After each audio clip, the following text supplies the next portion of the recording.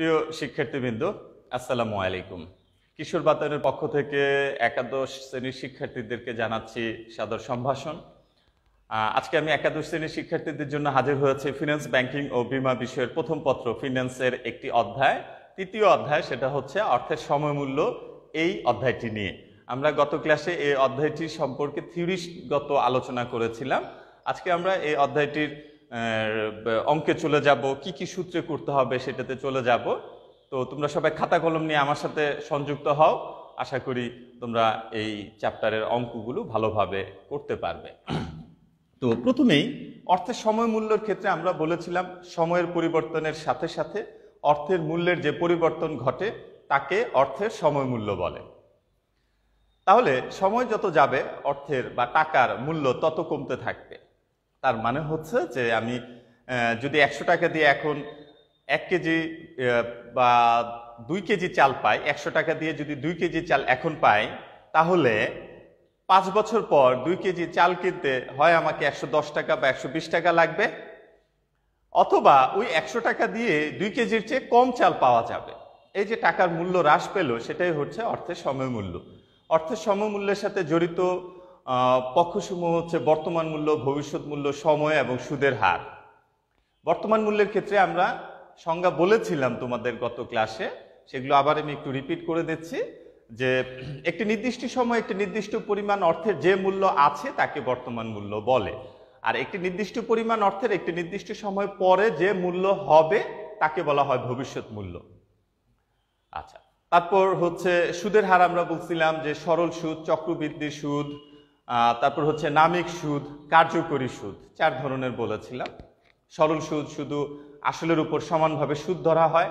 চক্রবৃদ্ধি সুদ হচ্ছে প্রতি বছর আসলের সাথে সুদ যুক্ত হয়ে মোট অর্থের উপর সুদ ধরা হয়, সেটা হচ্ছে চক্রবৃদ্ধি সুদ। তারপর হচ্ছে যে নামিক সুদ, ঋণদাতা ও ঋণ গ্রহীতার মধ্যে চুক্তিবদ্ধ বা চুক্তি করার সময় যে সুদের হার নির্ধারণ করা হয় তাকে বলা হয় নামিক সুদ। আর কার্যকরী সুদের হার হলো যে প্রকৃতপক্ষে ঋণ গ্রহীতা যে হারে ঋণদাতাকে সুদ প্রদান করে থাকে তাকে বলা হয় প্রকৃত বা কার্যকরী সুদের হার। তো এই 4 ধরনের সুদ সম্পর্কে আমরা থিওরি বা তত্ত্বগত আলোচনা করেছিলাম। তারপর আমরা কয়েকটি শব্দ বলেছিলাম যে এককালীন নগদ প্রবাহ, তারপর বলেছিলাম মিশ্র নগদ প্রবাহ, মিশ্র নগদ প্রবাহ, তারপর বলেছিলাম সমপরিমাণ অর্থ প্রাপ্তি বা পরিশোধ।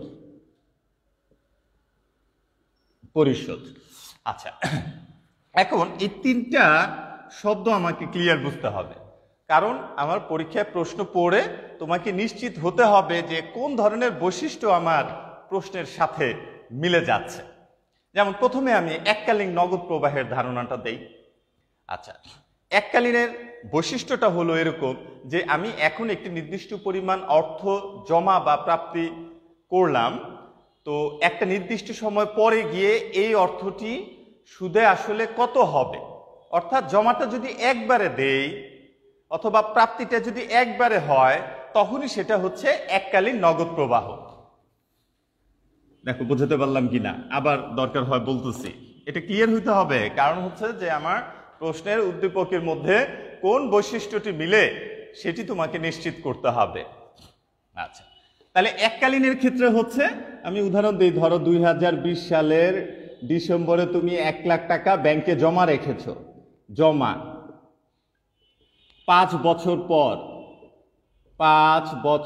পর কত হলো? তাহলে তুমি জমা রাখছো এই যে এখন একবারই 1 লাখ টাকা, আর কোনো জমা দাও নাই, 5 বছর পরে গিয়ে তুমি দেখতে চাচ্ছ যে তোমার কত টাকা জমা হয়েছে। এই ধরনের বৈশিষ্ট্য কি বলা হয়? এককালীন নগদ প্রবাহ বা এককালীন জমা। আচ্ছা, তারপরে চলে আসি মিশ্র নগদ প্রবাহ। এককালীনটা আমরা বুঝতে পেরেছি। আচ্ছা, মিশ্রটার ক্ষেত্রে হচ্ছে যে ধরো আমি 2020 সালে ডিসেম্বরে জমা দিয়েছি 1 লাখ, 2021 সালের আবারও ডিসেম্বরে জমা দিয়েছি আরো 1 লাখ, আবার মনে করো 1 লাখ না, এখানে একটু বাড়িয়ে দিয়ে জমা দিলাম 1,50,000, 2022 সালে ডিসেম্বরে জমা দিলাম আরো শুধু 50,000। আবার 2023 সালে জমা দিলাম, ডিসেম্বরে জমা দিলাম 1,20,000। আবার 2024 সালে ডিসেম্বরে গিয়ে জমা দিলাম শুধু 20,000। এই যে আমি এক এক ধরনের পরিমাণ জমা রাখছি, 1 লাখ, 1,50,000, 50, 1,20,000, 20, এটারই বলা হয় মিশ্র নগদ প্রবাহ অথবা অসমান নগদ প্রবাহ। মিশ্র আর অসমান আসলে একই কথা। মিশ্র কেন? কারণ এই যে একবার 1 লাখ, আবার 1,50,000, আবার 50,000, আবার 1,20,000, আবার 20,000, এগুলো অসমান নগদ প্রবাহগুলো, এর জন্য এটাকে বলা হয় মিশ্র নগদ প্রবাহ। আচ্ছা, তাহলে মিশ্র নগদ প্রবাহ ক্লিয়ার। এখন লাস্ট আমাদের হলো সমপরিমাণ অর্থ প্রাপ্তি বা প্রদান। সমপরিমাণ অর্থ প্রাপ্তি বা প্রদান। সমপরিমাণ অর্থ। আচ্ছা, এটার আগে উদাহরণটা দেখো। 2020 সালের ডিসেম্বর, মনে করি এই মাসে আমরা জমা দিলাম 1 লাখ। 2021 সালের ডিসেম্বরে জমা দিলাম আবার 1 লাখ। 2022 সালের ডিসেম্বরে জমা দিলাম আবার 1 লাখ। 2023 সালের ডিসেম্বরে জমা দিলাম আবার 1 লাখ। 2024 সালে ডিসেম্বরে জমা দিলাম আবার 1 লাখ। তাহলে এই যে 5 বছর যাবত কি করলাম? সমান অর্থ, সমান বা সমপরিমাণ অর্থ, এটাকে বলা হয় সমপরিমাণ অর্থ প্রাপ্তি বা পরিশোধ। এই সমপরিমাণ অর্থ প্রাপ্তি বা পরিশোধ হলে এটার নাম হয় ইংরেজিতে অ্যানুইটি, বাংলায় বলা হয় বার্ষিকী অথবা বৃত্তি। বার্ষিকী অথবা বার্ষিকী বৃত্তি, ইংরেজিতে বলা হয় অ্যানুইটি। তাহলে অ্যানুইটি কাকে বলে? সমপরিমাণ অর্থ বা সমপরিমাণ নগদ অর্থ প্রাপ্তি বা প্রদান হলে একটি নির্দিষ্ট সময় পর্যন্ত, তখন তাকে বলা হয় অ্যানুইটি বা বার্ষিকী বা বৃত্তি।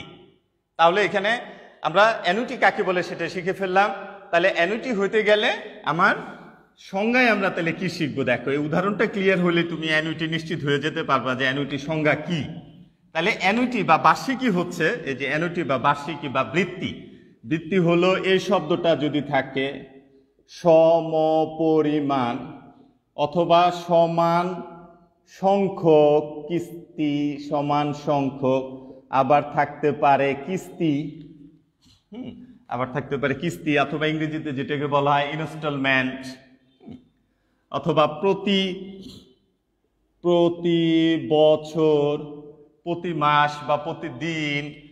হ্যাঁ, এইভাবে সমান সংখ্যক, সমপরিমাণ, এই ধরনের শব্দগুলো, অর্থাৎ সমপরিমাণ অর্থ একাধিকবার প্রাপ্তি বা প্রদান হলে তখন তাকে বলা হয় অ্যানুইটি। তাহলে আমরা যখন দেখব কয়েকভাবে কিন্তু শিখলাম। আগে সংখ্যা দিয়ে শিখলাম যে প্রতি বছর 1 লাখ 1 লাখ, এটা যে সবসময় 1 লাখ হবে এমন কথা না, কিন্তু যে কোনো পরিমাণ অর্থ বাট সমানভাবে বারবার, যে কোনো পরিমাণ অর্থ, সমান অর্থ বারবার জমা বা প্রাপ্তি, অথবা একটা নির্দিষ্ট সময় পর্যন্ত জমা বা প্রাপ্তি, তখনই তাকে বলা হয় অ্যানুইটি। তো এই শব্দগুলো সাধারণত প্রশ্নে যদি থাকে তখন আমরা বুঝি যে এটা অ্যানুইটির অঙ্ক, যেমন প্রতি বছর, সমপরিমাণ, সমান সংখ্যক, কিস্তি। হ্যাঁ, এইভাবে যখন জমা বা প্রাপ্তি হয় তখন তাকে অ্যানুইটি বা বার্ষিকী বলে। তাহলে আমরা একটা সংজ্ঞা শিখে ফেললাম অ্যানুইটি কাকে বলে।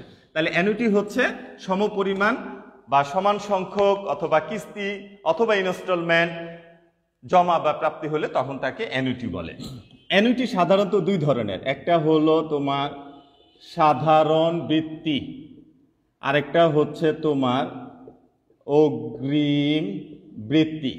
সাধারণ বৃত্তি ইংরেজিতে বলা হয় অর্ডিনারি অ্যানুইটি, ANNUITY।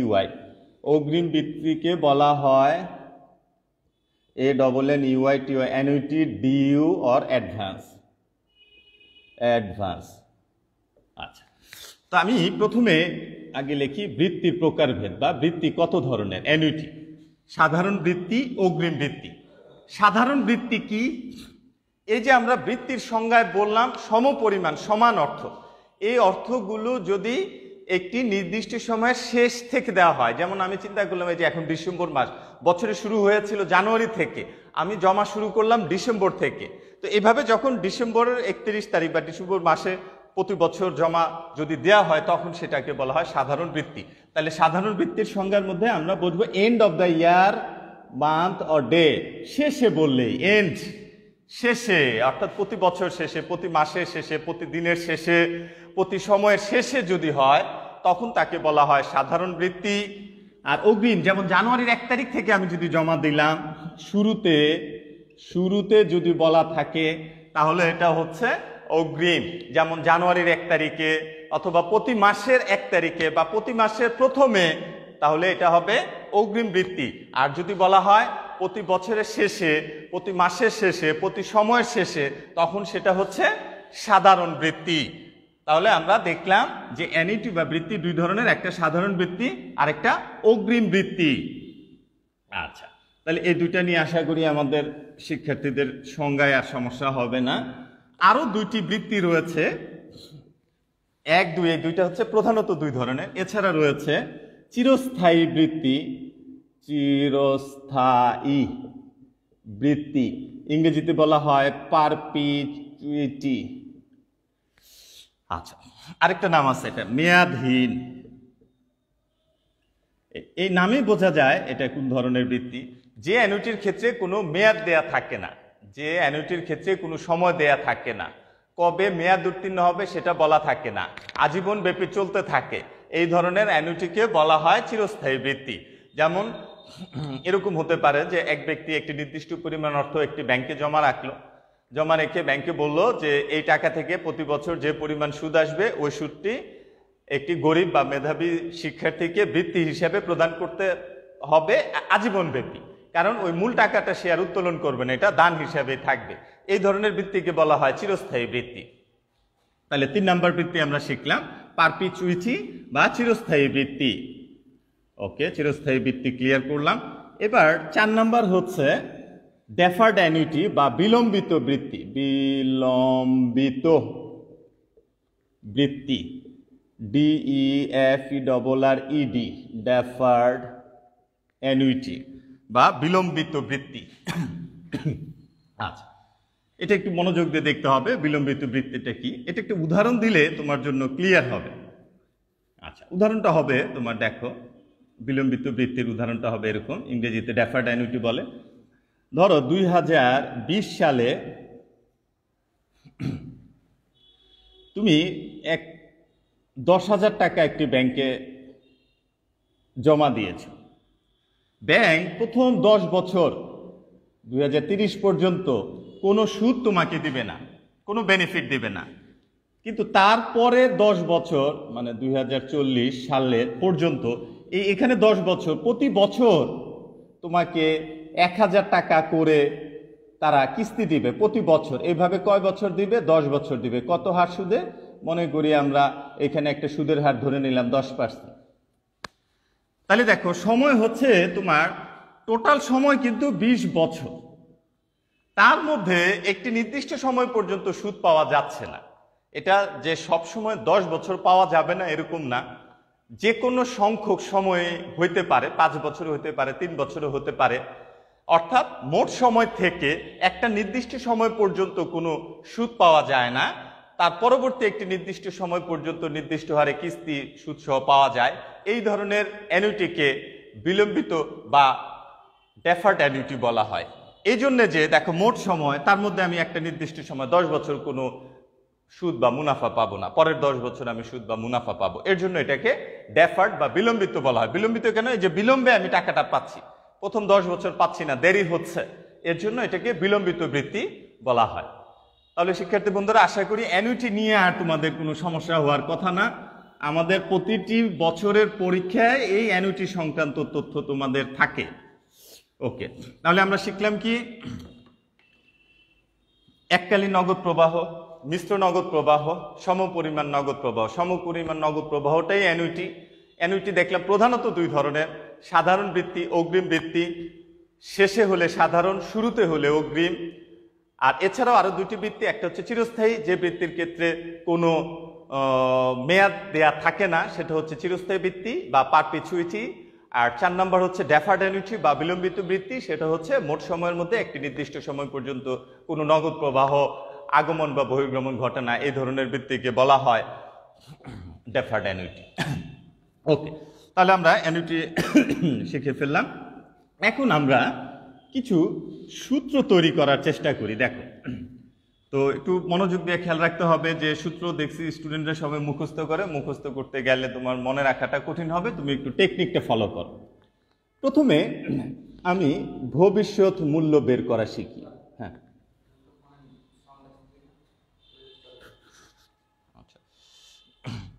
আচ্ছা, ভবিষ্যৎ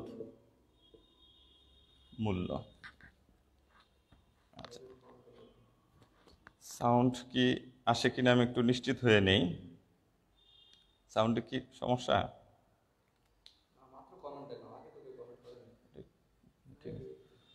সাউন্ড তো ঠিক থাকারই কথা মনে হচ্ছে।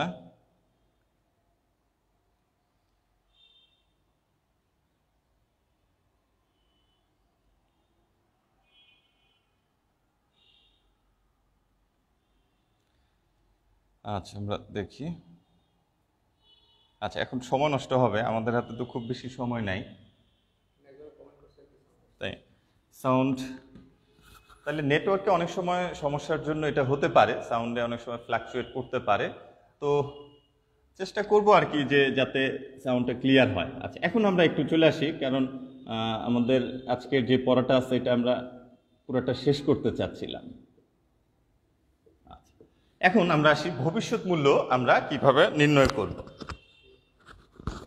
ভবিষ্যৎ মূল্য কিভাবে নির্ণয় করব সেটা একটু দেখি। ওকে, একটু শিক্ষার্থী বন্ধুরা তোমরা একটু খাতা কলম নিয়ে যদি বসো, আশা করি তোমরা ভালো বুঝতে পারবে। শুধু বই দেখে কিন্তু আসলে বোঝা যায় না। তুমি আমার মানে সূত্র তৈরি করার স্টাইলটা যদি একটু ফলো করো, তুমি আশা করি ভালো শিখতে পারবা। এখন আমি ভবিষ্যৎ মূল্যকে ইংরেজিতে বলে ফিউচার ভ্যালু, আমি এখন থেকে লিখব FV। দেখো, আমরা সবাই জানি যে তোমার সুদ আসল, এটা আমরা একবার ছোট ক্লাস থেকে শিখে আসছি। সুদ আসল ইকুয়াল টু আসল যোগ সুদ। এটা আমার আশা করি সকল শিক্ষার্থীরা এটা জানে। এই সুদ আসলটা মনে মনে ধরবা তুমি, ফিউচার ভ্যালুটাই হচ্ছে সুদ আসল। কেন? কারণ ভবিষ্যৎ মূল্য, ভবিষ্যতে কি হয়, বর্তমানে যে টাকা জমা দিয়েছে সেটার সাথে সুদ যুক্ত হয়ে ভবিষ্যতে নির্ধারণ হয়। তাহলে বর্তমানে যে টাকা জমা দিয়েছি সেটা প্রেজেন্ট ভ্যালু, যোগ সুদ হচ্ছে আমি আই লিখলাম বড় হাতের আই দ্বারা, এখানে আমি বোঝাচ্ছি ইন্টারেস্ট, INTEREST, ইন্টারেস্ট মানে সুদ। সুদটা কিন্তু টাকায়, হ্যাঁ, সুদ হচ্ছে টাকায় সুদ, আর বর্তমান মূল্যটা আমি মনে করলাম আসল। তাহলে ইন্টারেস্টটাকে আমি এখন এখানে বড় হাতের আই দ্বারা বোঝাইলাম, যেটা হচ্ছে ইন্টারেস্ট বা সুদ। আচ্ছা, এখন খেয়াল করে দেখো, এই হলো আমার বর্তমান মূল্য। এখন সুদ আমি নির্ণয় করতে চাচ্ছি। দেখো, সুদ নির্ণয় করা যায় কিভাবে? আসল ইন্টু সুদের হার ইন্টু সময়। এটা তোমরা ছোট ক্লাসে শিখছো। আসল মনে করি আমি 100 টাকা জমা দিচ্ছি, সুদের হার 10%, তাহলে 100 টাকার 10%-এর 1 বছরের সুদ 10 টাকা। মনে করি আমার বছর হচ্ছে 5 বছর, তাহলে 5 10 50 টাকা হচ্ছে সুদ। তাহলে এই তিনটা গুণ করলে সেটা হয় আমার এই যে সুদ। এখন দেখো, একটা রাশি এই আর একটা রাশি, দুইটা রাশি থেকে আমি প্রেজেন্ট ভ্যালু কমন নিলাম, তাহলে কি দাঁড়াচ্ছে? কমন নেওয়া মানে ভাগ করা, এটাকে এটা দিয়ে ভাগ করলে 1 প্লাস এটাকে আমি এটা দ্বারা ভাগ করলে আমার থাকে শুধু আই এবং এন। তাহলে একটা সূত্র শিখলাম আমরা, FV ইকুয়াল টু FV, অতএব FV সমান PV into 1 plus r into N. আচ্ছা, এখন তুমি মনে রাখবে এই কার্যক্রমটা শুধুমাত্র সরল সুদের ক্ষেত্রে, সরল সুদের জন্যে দিয়ে দিই, সরল সুদের জন্যে। তো অধিকাংশ শিক্ষার্থীরাই আমরা দেখি যে আগে এটাই জানে না, সবার আগে তারা শিখে কি সব সময় এন মনে করে পাওয়ারে। কিন্তু আগে তুমি এইটা নিশ্চিত হও যে আমার সরল সুদ কি, আগে সরল দিয়ে শুরু করতে হয়। তাহলে এই যে আমি একটা সূত্র বানাইলাম তোমার জন্যে, এই যে একটা সূত্র, 1 নম্বর সূত্রই আমার এটা, সেটা হচ্ছে কি, future value equal to PV into 1 plus r into n. I বলি অথবা আর একই কথা, আই মানে ইন্টারেস্ট রেট, আর হচ্ছে রেট অফ ইন্টারেস্ট। আই এখানে কিছু নাই মানে মনে রাখবে এখানে গুণ আছে, আর ইন্টু এন। তাহলে এটা হলো সরল সুদের জন্য। এখন তুমি বলতে পারো যে তাহলে ফিউচার ভ্যালু সরল সুদের জন্য এটা, তাহলে প্রেজেন্ট ভ্যালুতে কি? এখন প্রেজেন্ট ভ্যালু মানে এই যে এটা যদি বের করতে চাই, তাহলে এই জিনিসটাকে ওই পাশে নিয়ে আসো। তাহলে আমার এখানে এই পাশে এই জায়গাটা আমার গুণ আছে, এই পাশে আসলে আমার ভাগ হয়ে গেল। হ্যাঁ, তাহলে থাকলো পিভি। তাহলে আরেকটা সূত্র শিখলাম, আরেকটা সূত্র হচ্ছে PV equal to F V ভাগ 1 প্লাস আইএন, তাই না? আরেকটা সূত্র হচ্ছে PV equal to F V ভাগ 1 প্লাস আইএন। তাহলে একটা সূত্র জানলে তুমি আরেকটা সূত্র শিখে ফেলতে পারছো। এই দেখো দুইটা সূত্র, তুমি সরল সুদের দুইটা সূত্র, কোনো শিক্ষার্থীর এটা বুঝলে জীবনও ভুল হওয়ার কথা না, এবং মনে রাখা একবারে সহজ। তোমরা ডাইরেক্টলি পরীক্ষার বা বইয়ের মধ্যে দেখো যে সরাসরি সরল সুদের এই সূত্র লেখা, কিন্তু সূত্রটা কোত্থেকে এসছে, কিভাবে এসছে, তার ব্যাখ্যাটা হচ্ছে তোমার এভাবে। দেখো খুব ইজি। তাহলে আমি দুইটা সূত্র তোমার সামনে তৈরি করে দিলাম সরল সুদের জন্যে। খেয়াল রাখো, সরল সুদের জন্যে। তাহলে দুইটা সূত্র, একটা ফিউচার ভ্যালুর সূত্র আর একটা প্রেজেন্ট ভ্যালুর সূত্র। তাহলে দুইটা সূত্র শিখলাম সরল সুদের জন্য। এখন আমি আরো দুইটা সূত্র শিখবো আমরা, সেটা হচ্ছে চক্রবৃদ্ধি সুদের জন্য। তাহলে আমরা এখন লিখব ভবিষ্যৎ মূল্য চক্রবৃদ্ধি সুদের জন্য। এটার ক্ষেত্রে দেখো, এখানে যে সূত্রটা তুমি সরল সুদে শিখেছিলে, এটা ছিল, এটা আমরা শিখছিলাম একটু আগে সরল সুদে। যখনই চক্রবৃদ্ধি বলবে এন এখান থেকে গুণ না হয়ে পাওয়ারে চলে আসবে। দেখো বুঝতে পারছো কিনা? ফিউচার ভ্যালু সমান পিভি ইন্টু 1 প্লাস আই, মানে ইন্টারেস্ট রেট, সরল সুদের ক্ষেত্রে এন গুণ, চক্রবৃদ্ধির ক্ষেত্রে এন পাওয়ারে। এটা গেল তোমার চক্রবৃদ্ধির ফিউচার ভ্যালু। এখন তুমি চাচ্ছ যে না, আমি প্রেজেন্ট ভ্যালু বের করতে চাচ্ছি, অর্থাৎ এই যে প্রেজেন্ট ভ্যালু, তাহলে এটা এই পাশে এসে ভাগ হয়ে যাবে। তাহলে উপরে এফ ভি আর নিচে হচ্ছে 1 প্লাস আই পাওয়ার এন।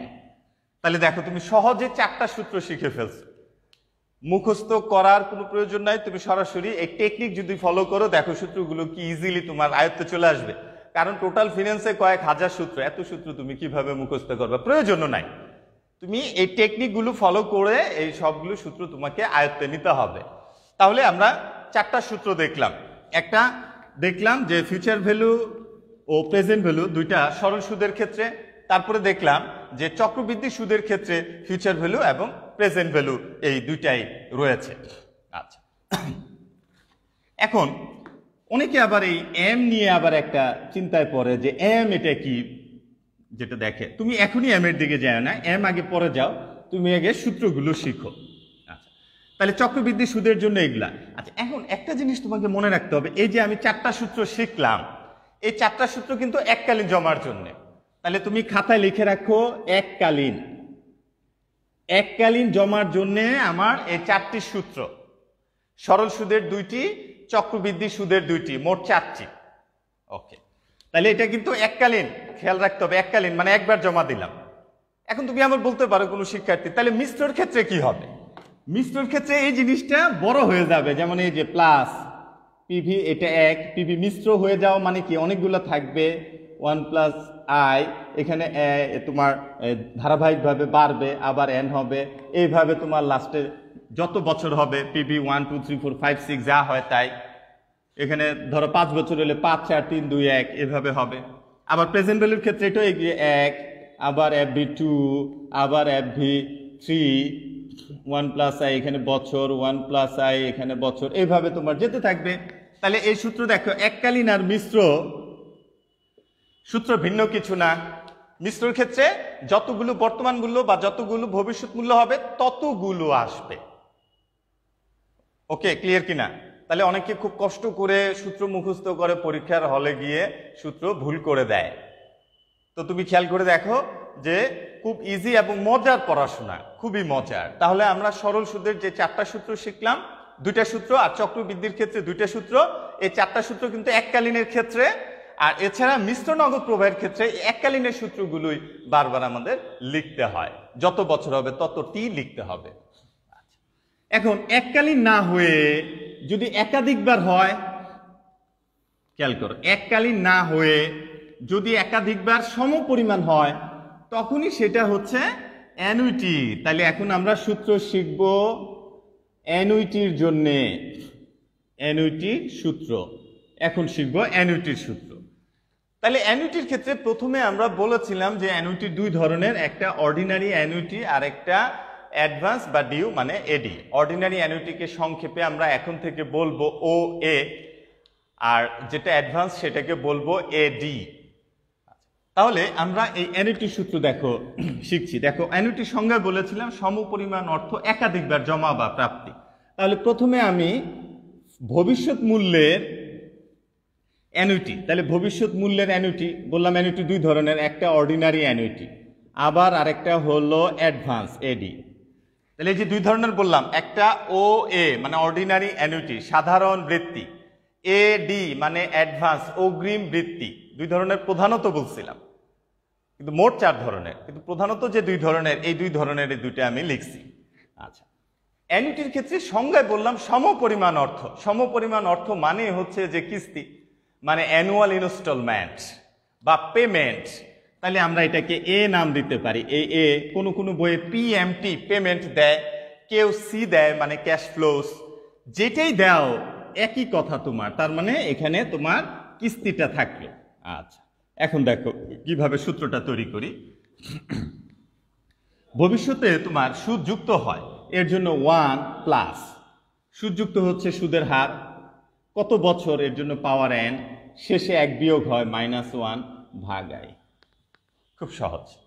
আবার এখানে দেখো অ্যাডভান্সের ক্ষেত্রে ওই সূত্রটাই আমি প্রথমে লিখলাম, তার সাথে 1 প্লাস এক বছরের সুদ বেশি হবে এর জন্য 1 প্লাস আই। এক বছরের শুধু যে বছরের শুরুতে দেওয়ার কারণে জানুয়ারি থেকে ডিসেম্বর পর্যন্ত একটা বছর বেশি হবে তোমার অ্যাডভান্সের ক্ষেত্রে, এর জন্য এই সূত্রের সাথে 1 প্লাস আইটা যুক্ত হচ্ছে। তাহলে দেখো খুব সহজেই সূত্র মনে রাখার, একবারে সহজ, এবং 1 যোগ হয় শেষে 1 বিয়োগ হয়। এটা হচ্ছে সাধারণের ক্ষেত্রে। আর অগ্রিমের ক্ষেত্রে এই জিনিসটাই এখানে, শেষে এক বছরের সুদ বেশি 1 প্লাস আই। তাহলে ফিউচার ভ্যালু, অর্ডিনারি অ্যানুইটি এবং অ্যাডভান্সের সূত্র আমরা পেয়ে গেলাম। এখন এটাকে প্রেজেন্ট ভ্যালুকে আমি যদি বানাই, ফিউচার ভ্যালুর জায়গায় এখন আমি লিখলাম প্রেজেন্ট ভ্যালু। এখন দেখো প্রেজেন্ট ভ্যালুর সূত্র তৈরি করি। প্রেজেন্ট ভ্যালু, এখানেও অর্ডিনারি অ্যানুইটি অ্যাডভান্স দুটাই আছে, এখানেও কিস্তি আছে এখানেও কিস্তি আছে। তো প্রেজেন্ট ভ্যালু মানে ভবিষ্যতের কিস্তিগুলো এখনকার মূল্যে রূপান্তর করব, তখন এই ভেতরের জায়গাটা এটা চেঞ্জ হয়ে যাবে, এই যে এটা, এই জায়গাটা উপরের অংশটা চেঞ্জ হয়ে যাবে, উপরের অংশটা চেঞ্জ হয়ে যাবে। আচ্ছা, এখন উপরের অংশটা চেঞ্জ হয়ে তাহলে তোমার কি হবে দেখো, বিপরীত হবে। আগে ছিল -1, এখন 1 মাইনাস, বিপরীত খেয়াল রাখবা। ফিউচার ভ্যালু যা সূত্রটা হয় প্রেজেন্ট ভ্যালুতে তার বিপরীত, 1 মাইনাস, এই টান দিব 1 ভাগ 1 প্লাস আই পাওয়ার এন ভাগ আই। আবার এই জিনিসটা এখানে হবে 1 minus 1 divided 1 plus I power N ভাগ আই, শেষে এক বছরের সুদ বেশি 1 প্লাস আই। তাহলে শিক্ষার্থী বন্ধুরা দেখো যে সূত্র এত ইজি, কিন্তু আমাদের শিক্ষার্থীরা এই সূত্রগুলো কষ্ট করে মুখস্থ করতে গিয়ে পরীক্ষার হলে ভুল করে ফেলে। তাহলে আমরা প্রেজেন্ট ভ্যালুর সূত্র পেলাম। ফিউচার ভ্যালুর ক্ষেত্রে 1 প্লাস আর -1 শেষে, আর প্রেজেন্ট ভ্যালুর ক্ষেত্রে ওই যেটা মাইনাস করছিলাম ওইটা আগে নিয়ে আসো 1 মাইনাস, আর সাধারণ হলে 1 প্লাস, এক বছরের সুদ কম 1 প্লাস আই হবে না, আর অগ্রিমের ক্ষেত্রে 1 প্লাস আই হবে। এবার তুমি আসতে পারো যে স্যার এম কি, এই এম নিয়ে এখন তোমার চিন্তা করতে হবে যে তাহলে আমার এম বিষয়টা কি। এম হচ্ছে ইংরেজিতে number of installment in a year বা number of interest paid in a year. এক বছরে চক্রবৃদ্ধির সংখ্যা, কয়বার বছরে চক্রবৃদ্ধি হয়, মানে সুদ বছরে কয়বার দেওয়া হয়, তাকে এম দ্বারা প্রকাশ করা হয়। অর্থাৎ সুদ বছরে কতবার দেয়া হবে সেটা এম দ্বারা প্রকাশ করা হয়। তাহলে এম কে আমরা বলতে পারি বাংলায় বছরে চক্রবৃদ্ধির সংখ্যা,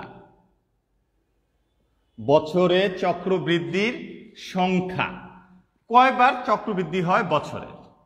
এটা যদি আমার পরীক্ষায় দেয়া থাকে এম এর মান, তাহলে দেখো কোথায় পরিবর্তন হবে, সূত্রে যত জায়গায় আয় আছে আইকে এম দ্বারা ভাগ, খেয়াল রাখো সূত্রে যত জায়গায় আয় রয়েছে আইকে এম দ্বারা ভাগ, যত জায়গায় এন রয়েছে এন কে এম দ্বারা গুণ।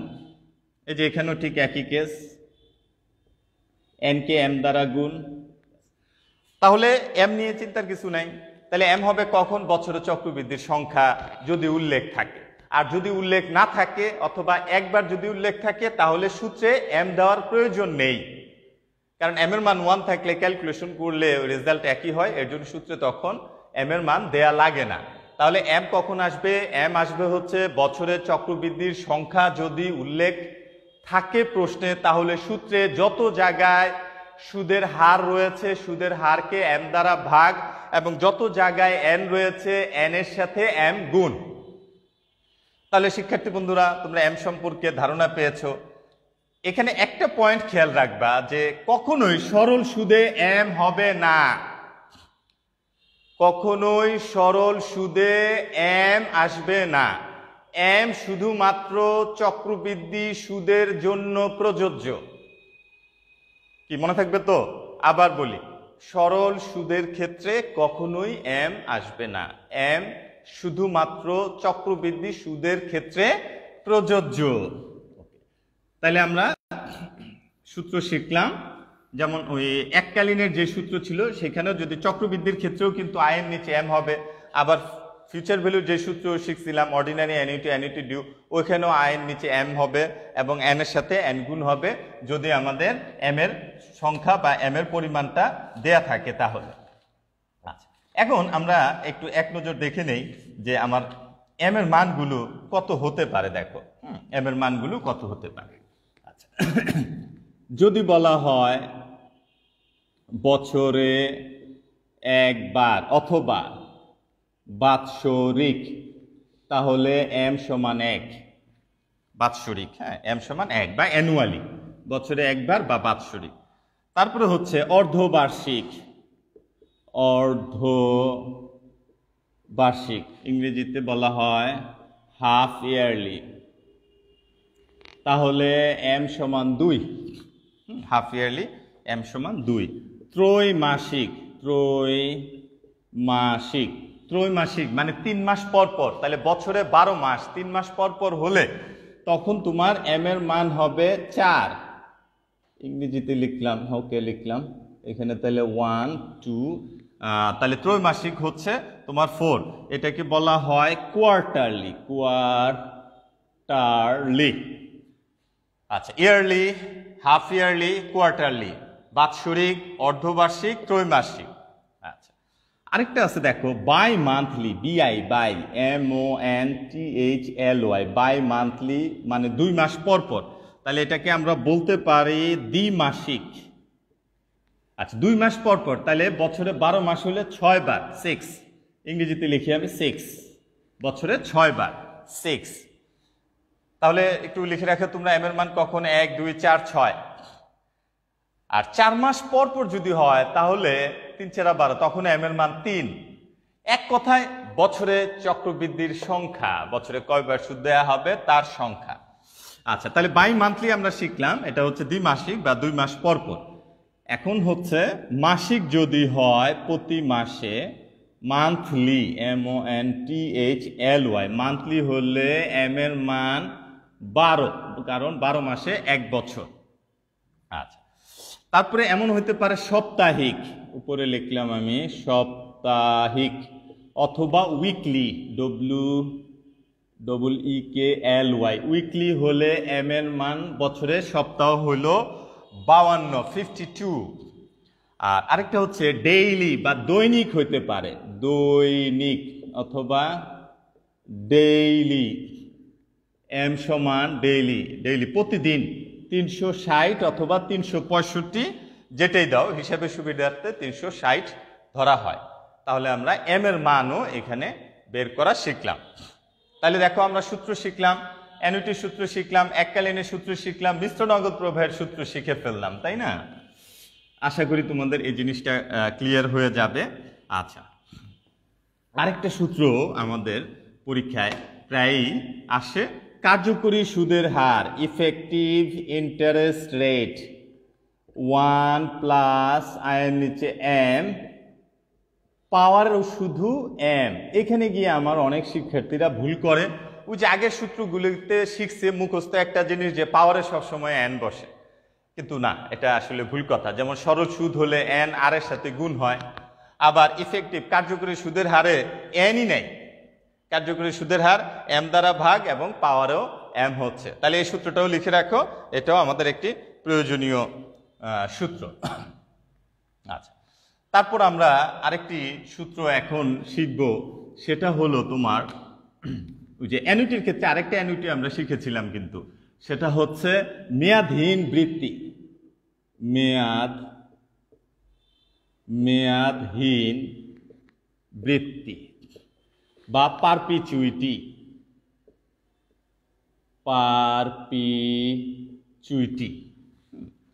এটা সবসময় প্রেজেন্ট ভ্যালু হবে, খেয়াল রাখবা। এই পারপিচুয়াল অ্যানুইটি ফিউচার ভ্যালু না। তাহলে সংক্ষেপে প্রেজেন্ট ভ্যালু পারপিচুয়াল অ্যানুইটি, এটা হচ্ছে এই চ্যাপ্টারের সবচেয়ে ছোট সূত্র। এটা হচ্ছে অ্যানুয়াল ইনস্টলমেন্ট ভাগ সুদের হার বা ইন্টারেস্ট রেট, শুধু এতটুকু এটার সূত্রটা। তাহলে আরেকটা সূত্র শিখলাম, দেখো কিভাবে সূত্রগুলো শিখতেছো, স্টেপগুলো খেয়াল করো। এটা হচ্ছে মেয়াদহীন বৃত্তি বা পারপিচুইটির ক্ষেত্রে present value perpetual annuity, annual installment ভাগ ইন্টারেস্ট রেট। ওকে, লাস্ট আরেকটা আমরা ইফেক্টিভ ইন্টারেস্টের সূত্র আশা করি সবাই লিখছো, এটা মুছে ফেললাম। আচ্ছা, আরেকটা অ্যানুইটির নাম আমরা শিখছিলাম ডেফার্ড অ্যানুইটি অথবা বিলম্বিত বৃত্তি। ডেফার্ড অ্যানুইটি বা বিলম্বিত বৃত্তি, এটার ক্ষেত্রে তোমার দুইটা স্টেপ। স্টেপ 1 হচ্ছে তোমার প্রেজেন্ট ভ্যালু অর্ডিনারি অ্যানুইটি দিয়ে একটা অ্যানুইটি বের করতে হবে, অর্থাৎ এটার জন্য নতুন কোনো সূত্র না, ওই প্রেজেন্ট ভ্যালু অর্ডিনারি অ্যানুইটির যে সূত্র আমরা শিখেছিলাম 1 + i পাওয়ার n ভাগ i। প্রতি বছর ওই যে যত টাকা করে সমপরিমাণ অর্থ পাবে তার প্রেজেন্ট ভ্যালু, তারপর যে প্রেজেন্ট ভ্যালুটা আসবে সেটার আবার একটি প্রেজেন্ট ভ্যালু, এখানে তখন হবে future value 1 + i power n। হ্যাঁ, এটা দুইটা স্টেপ হয়, স্টেপ 1 আর একটা হলো স্টেপ 2। এই দুইটা স্টেপ কিন্তু নতুন সূত্র না, ওই আগের সূত্রগুলোর মধ্যে অন্তর্ভুক্ত। তাহলে শিক্ষার্থী বন্ধুরা, আমরা যে সূত্রগুলো দেখলাম এগুলো তোমাকে বুঝে শিখতে হবে। আর আরো কয়েকটা সূত্র আছে যেটা আমরা অঙ্ক করতে গিয়ে শিখবো, যেমন ঋণ পরিশোধকরণ তালিকা। তো ঋণ পরিশোধকরণ তালিকা এটাও প্রেজেন্ট ভ্যালুর মাধ্যমে করতে হয়। আর আরেকটা রয়েছে সময় ও সুদের হার নির্ণয় করার জন্য কিছু পদ্ধতি রয়েছে। একটা হচ্ছে লগ, সময় ব্যবহার করতে গিয়ে লগ ব্যবহার করা যায়, আবার সুদের হার বের করতে গিয়ে এন্টিলগ ব্যবহার করা যায়, সেটা ব্যবহার করাও ইনশাল্লাহ শিখাবো আগামী ক্লাসগুলোতে। এবং আরেকটি রয়েছে 69 ও 72 বিধি, অর্থাৎ দ্রুততার সাথে সংক্ষেপে সময় ও সুদের হার নির্ণয় করার যে পদ্ধতি, শর্টকাট পদ্ধতি, সেটা হচ্ছে তোমার রুল বা বিধি 69 ও বিধি 72, সেগুলো আমরা শিখব। এই ছিল আমার মোটামুটিভাবে আজকে আমাদের সময়ও শেষ, এবং এই ছিল আজকের ক্লাসের আমাদের টোটাল সূত্রগুলো আমরা শিখে ফেলছি। আগামী ক্লাসে এই সূত্রগুলো ব্যবহার করে কিভাবে অঙ্ক করতে হয় সেটা আমরা দেখব। তো আমি যে ক্লাসটা নিলাম, তোমরা খাতার মধ্যে সূত্রগুলো লিখে ফেলো, আবারও নিজে নিজে প্রথম থেকে লাস্ট পর্যন্ত এই সূত্রগুলো প্র্যাকটিস করো। ইনশাল্লাহ তোমার আশা করি আর সমস্যা হবে না। কারো কোনো সমস্যা যদি থেকে থাকে তাহলে তোমরা কমেন্টস করো, আমি অ্যান্সার দেওয়ার চেষ্টা করব। তো আগামী ক্লাস দেখার আমন্ত্রণ রইল। সে পর্যন্ত সবাই স্বাস্থ্যবিধি মেনে চলে ভালো থাকো, সুস্থ থাকো। আসসালামু আলাইকুম।